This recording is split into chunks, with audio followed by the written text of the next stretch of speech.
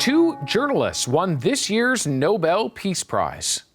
The Norwegian Nobel Committee has decided to award the Nobel Peace Prize for 2021 to Maria Ressa and Dmitry Muratov for their efforts to safeguard freedom of expression, which is a precondition for democracy and lasting peace. Those journalists, Maria Ressa and Dmitry Muratov, are being honored for their continued pursuit of the truth. Both Ressa and Muratov face significant challenges reporting in countries led by autocratic leaders. Maria Ressa is also the CEO of the independent Philippines news site Rappler, and she is in Manila.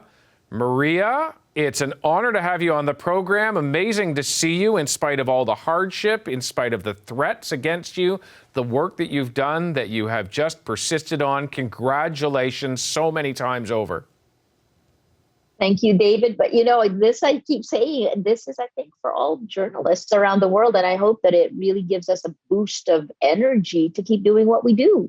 And Maria, it's kind of you to say that, to extend the congratulations out to journalists but there is something very specific about, I was about to say speed bumps, but it's not even that. The walls that you have had to climb over to continue doing the work that you've done for many, many years in the Philippines. Let me just start with, you've had a few days now to digest the news. What's going through your mind? I'm still stunned. It's filtering in. And then I think part of how I deal with it is to understand the why.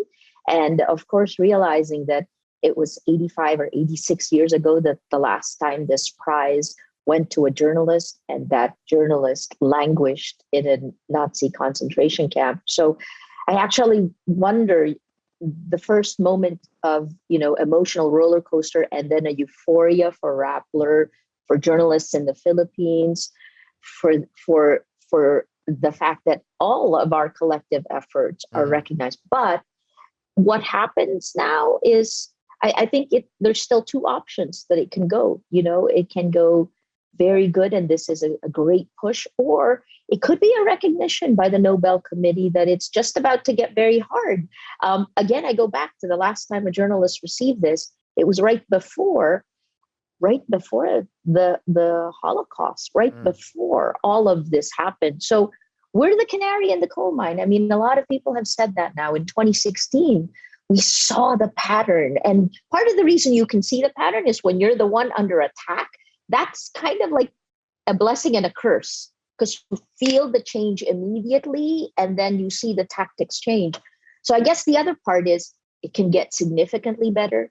It can get significantly worse. And that's the pivotal moment we're living in.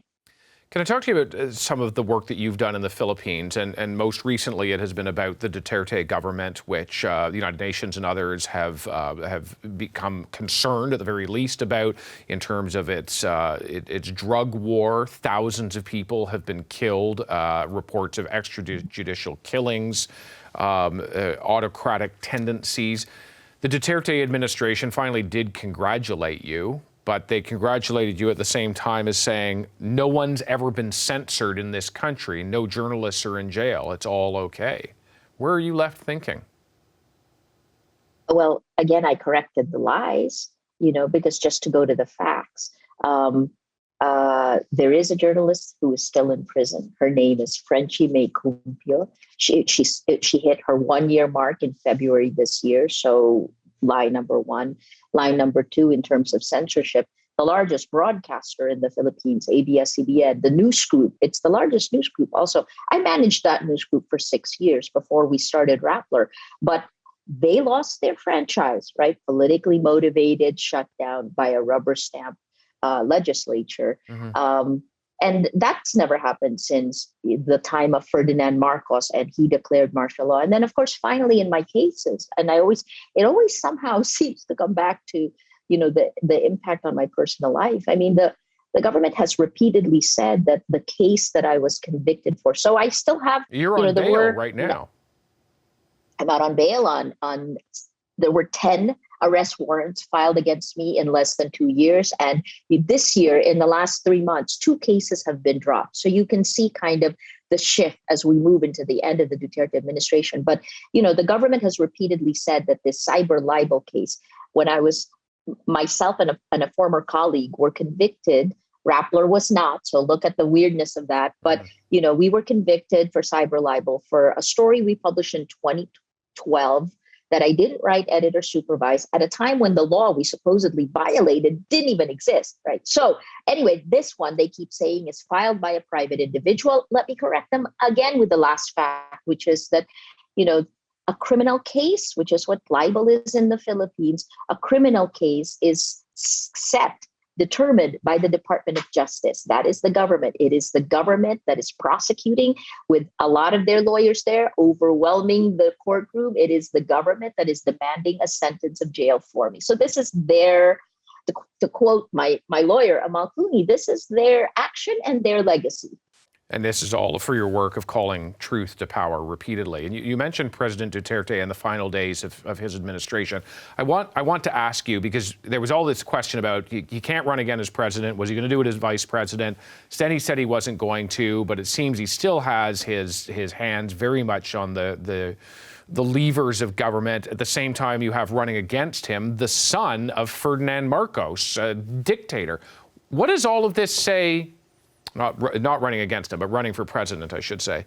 What does all this say about the state of democracy in the Philippines?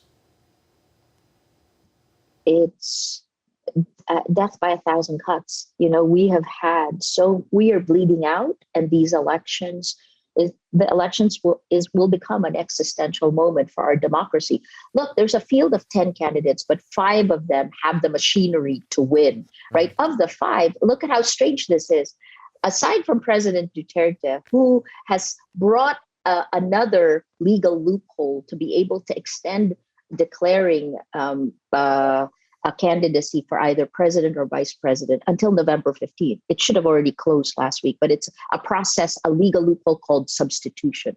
So they can do that. So we will have to wait till November 15th. But aside from that, 35 years after the Marcos family was kicked out by a people power revolt and the discovery of $10 billion of plunder, the son of Ferdinand Marcos Jr., Bongbong, is now running for president. So these elections, this is the battle for facts. So we have a lot at stake here. And this, I think, goes to the next one. In 2016, we demanded an end to impunity, not just of President Duterte and this brutal drug war of our administration, but also of Facebook, of Mark Zuckerberg, because essentially, Facebook was our internet in 2016, and it has contributed. I think this is part of the reason that it has enabled the killings. It has enabled the environment where I could get 10 arrest warrants in less than 2 years. Maria Ressa, so good to have you on the program. Thank you very much. And again, congratulations. Thank you for having us. Hi, I'm Vashi Capellos, host of Power in Politics. See more of our show by subscribing to the CBC News channel or click the link for another video.